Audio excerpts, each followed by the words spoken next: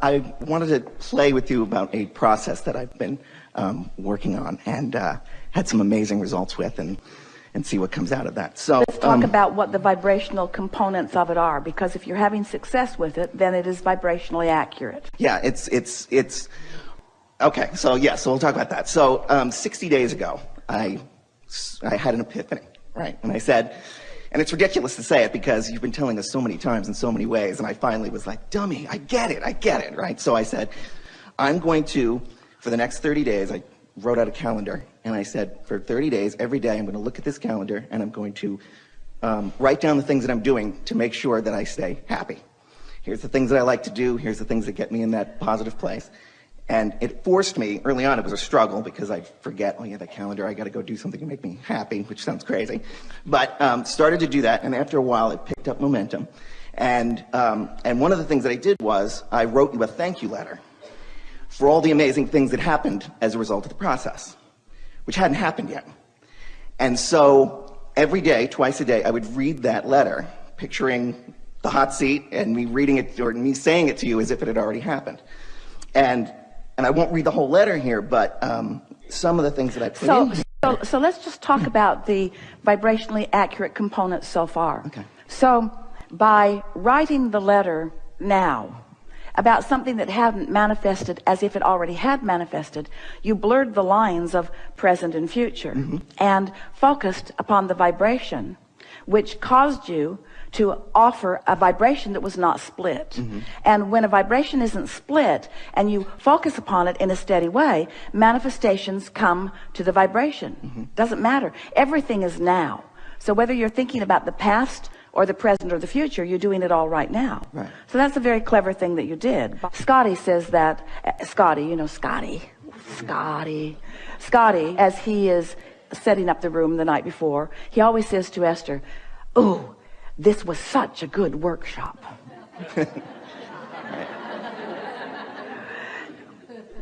At first, his implication was, I've gone into the future and I've seen what you've lived.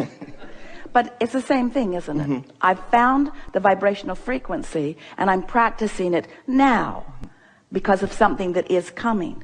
But when you play it like that, it shores up the vibration now. Yes. And the other aspect of it too is I wasn't that specific on some of it, because I noticed in the past I used to be very, very good at force filling my own grid.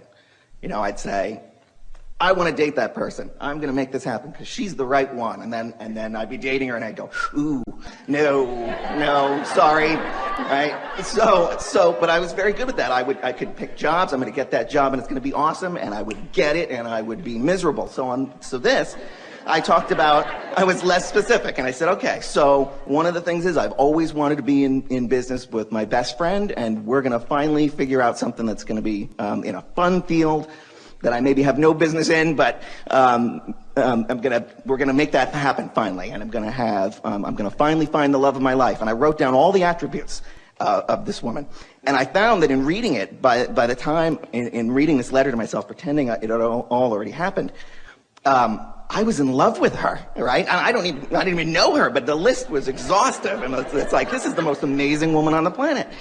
And I wrote about how, and I'm going to lose 15 pounds, and I'm going to eat whatever I want, and I'm going to not exercise, and it's going to be fantastic. So I'm reading this miracle thing, and so over the 30 days, or 60 now, I didn't lose 15 pounds, I lost 17 pounds. Not, thank you, not changing anything.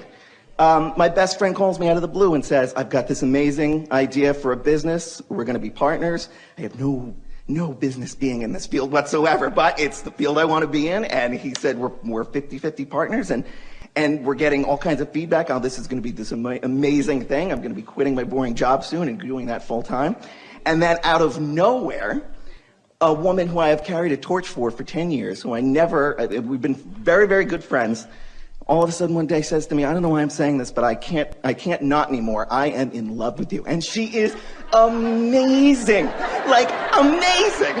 And she's everything that's on the list. She was all of those things. And I'm sitting there and I keep looking at her going, really? Me? And she's saying the same thing to me. I can't believe it. So I don't want to talk her out of it. But So everything that I put in here to thank you for, I'm here now to say thank you from the bottom of my heart.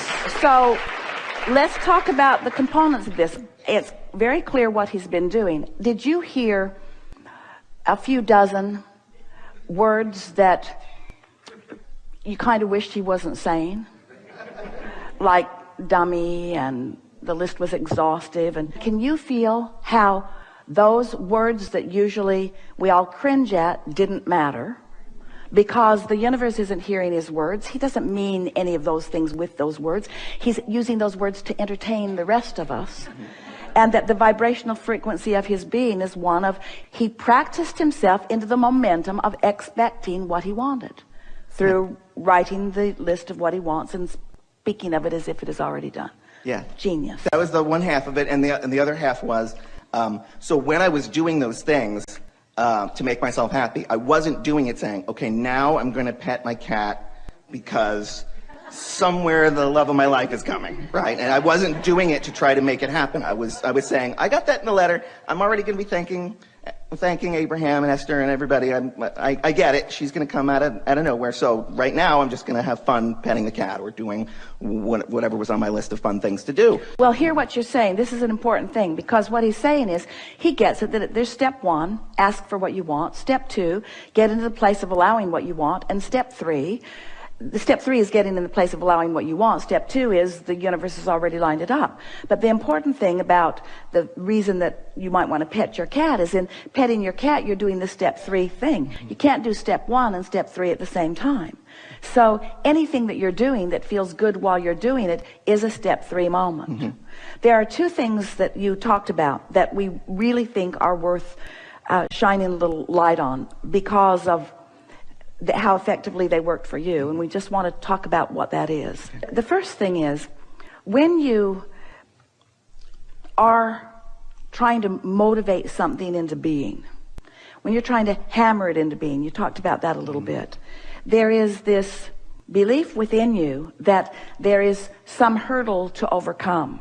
And so when you talked about wanting to hammer the grid into place, when you take an easy approach about things, then you're more likely to be inspired. And the inspiration to act is really what we're talking about here. So by practicing the thoughts that feel good about the things that you really care about, you practice the vibration until you are chronically in this place of allowing what you want.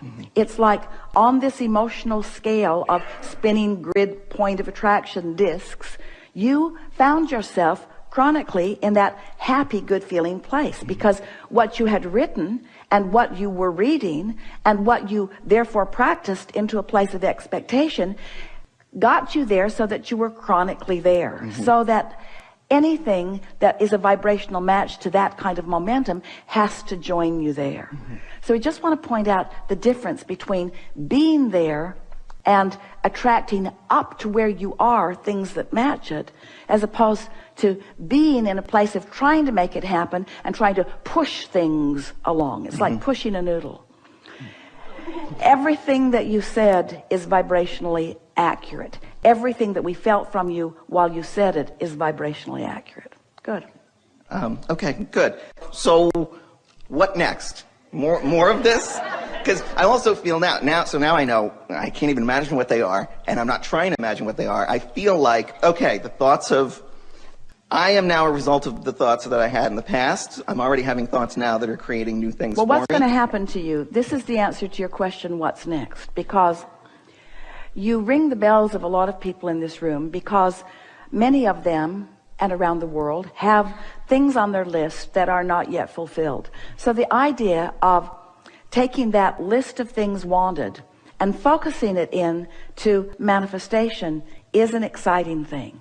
In other words, it's nice to fill in the gap. It's nice to bring the partner that you want to be with to you, and it's nice to attract the means of dollars, and it's fun to attract the dollars themselves. In other words, we get how these manifestations that you were describing are thrilling. We felt how thrilled those were who were listening on your behalf.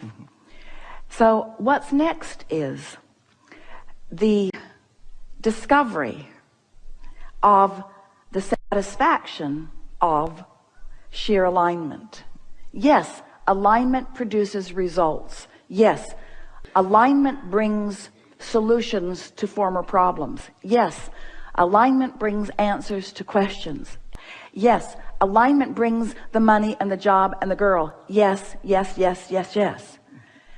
But alignment is a state of feeling good. Alignment also brings clarity. Esther said the other day, you can't buy this stuff. You can't buy the exhilaration I'm feeling right now. You can't buy the clarity I'm feeling right now. You can't buy this happy heart that I'm dancing with right now. In other words, and so what's next is a sustained realization, a sustained actualization of being in a place of not split energy. We've been saying to you for a while that you have sifted through enough contrast and launched enough rockets into your, what we call your vibrational reality, or your vortex of creation, to keep you busy for 20 or 30 lifetimes. In other words, you really don't need more experiences in order to identify more things that you want. But oh, life becomes so sweet when you are now harvesting those things that are in your vortex. Like the girl, like the job, like the money, like all of the things that you want, but like the clarity, like the physical well-being, like the exhilaration, like the love of life, like the sense of value, like the sense of personal pride, like the feeling of patriotism, like the feeling of well-being, like the feeling of worthiness. In other words, you're going to start resting in this vibration of just knowing who you are. It's like pushing the reset button. It's like returning to the precise, pure vibrational state you were in when you emerged into this physical body to begin with. Only now you got a vortex full of things that you have handpicked, detail by detail, life experience by life experience. And now you're in the place of not just receiving well-being, you're in a place of receiving specific well-being, specific to the choices that you've been putting on your list. It's nice to be there. Fantastic. Yeah.